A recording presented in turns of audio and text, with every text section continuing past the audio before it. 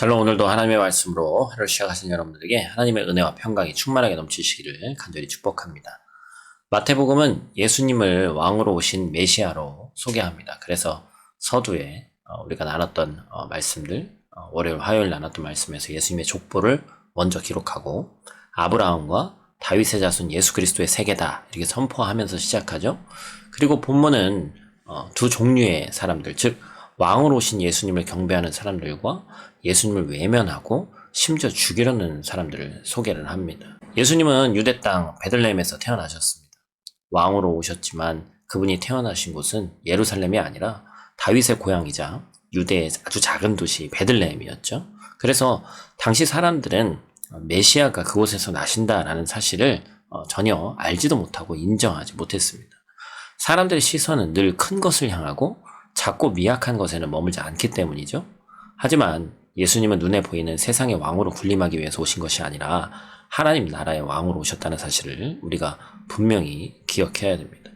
그래서 누가복음 말씀은 우리가 지금 마태복음 말씀 나누고 있습니다만 아기 예수님이 탄생했을 때 목자들이 찾아와 경배한 사실을 소개하죠. 그러나 마태복음은 예수님의 족보에 이방 여인들을 등장시킨 것처럼 이방인인 동방의 박사들이 아기 예수님께 경배하기 위해서 먼 길을 찾아온 사실을 먼저 소개합니다.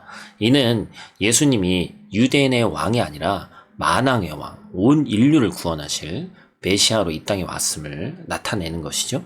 우리가 예수님을 왕으로 섬길 수 있는 것은 그분이 만왕의 왕으로 오셨기 때문입니다. 우리는 예수님의 백성으로서 온 세상에 예수 그리스도의 복음을 전해야 하는 것입니다. 동방의 박사들은 어떻게 그것을 알고 왔죠? 도리어 유대인들이 더 먼저 알아야 될 말씀인데 구약성경 미가 선지서의 말씀 5장 2절에 나오는 유대 땅 베들레헴에 대한 어찌 보면 예수님의 이 탄생지를 정확하게 예언하고 있던 그 말씀을 오히려 유대인은 인정하고 또한 모르고 그것을 제대로 짚지 못하고 넘어갔는데 이방인들이 그것을 정확히 파악하고 예수님께 경배하러 왔다는 것이죠.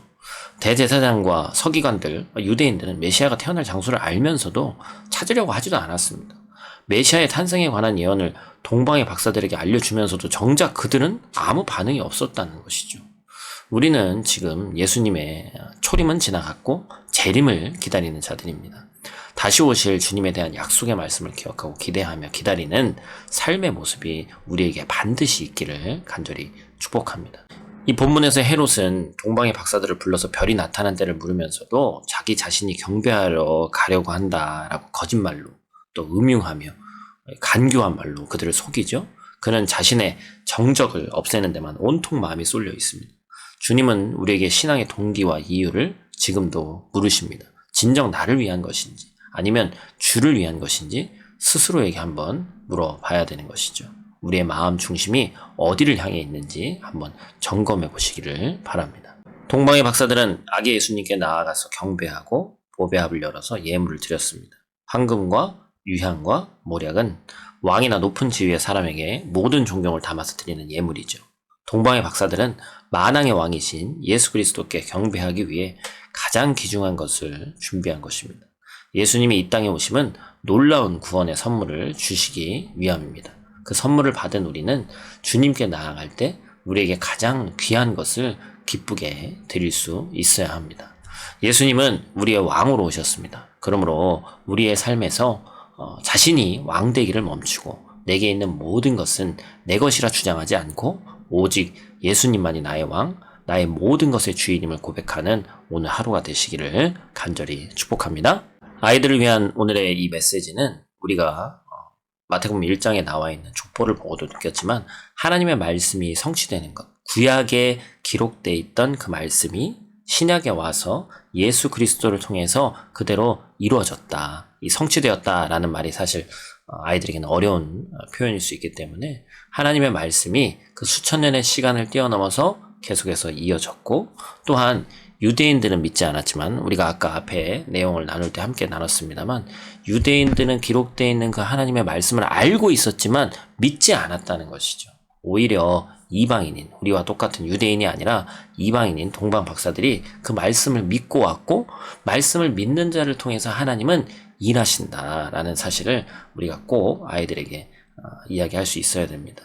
말씀을 알고 또한 말씀을 읽습니다. 그래서 머리로는 알고 있죠. 그런데 그것이 우리의 가슴으로 와서 진심으로 또한 믿어지지 않고 내 말씀이 되지 않으면 그 말씀은 아무런 능력이 없는 말씀이 되겠죠. 성경을 읽으면서 지식적인 어떠한 우리의 지식을 쌓기 위해서 읽는 것이 아니라 하나님의 말씀이 읽으면 읽을수록 아이들의 호기심을 자아내서 어떨 때는 믿기지 않는 말씀이지만 그 하나님은 믿는 사람을 통해서 일하신다라는 사실을 아이들에게 꼭 말씀해 주시기를 부탁을 드립니다. 기도하겠습니다. 하나님, 오늘 이방인 또 이 동방박사의 이야기를 통해서 먼저 된 자로서 나중되고 나중된 자로서 먼저 될 자가 많다는 주님의 가르침을 떠올리게 합니다. 그리스도에 대한 예언의 말씀을 알았던 유대인들이 하나님 나라 백성이 되지 못했지만 부정확한 지식을 가졌는데 적극적으로 주님을 찾고 기뻐했던 예수님들이 구원자이신 예수 그리스도의 은총을 받아서 누릴 수 있게 되었습니다. 하나님, 그리스도인들이 하나님의 언약을 믿고 살아가야 되는데 동시에 불완전함 속에서 살아가기 때문에 때때로 그 약속이 너무 멀게 느껴지고 현실감이 떨어질 때가 많이 있습니다. 하나님, 오늘을 살아갈 수 있는 믿음이 있게 하시고 그 믿음으로 하여금 승리하는 오늘 하루 될 수 있도록 하나님 도와주시옵소서. 오늘도 눈동자같이 지킬 수 믿사오며 예수님께 하신 이름으로 기도드립니다. 아멘.